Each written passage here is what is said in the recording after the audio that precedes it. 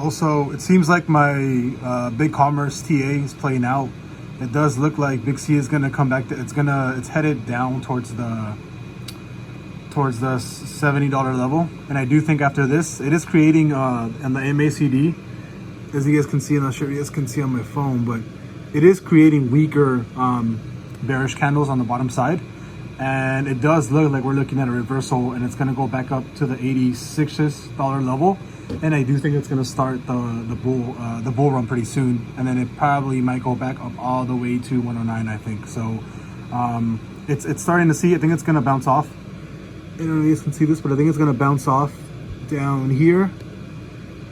It's going to bounce off, and the AO indicator showing signs of bullish movement. Same thing, MACD.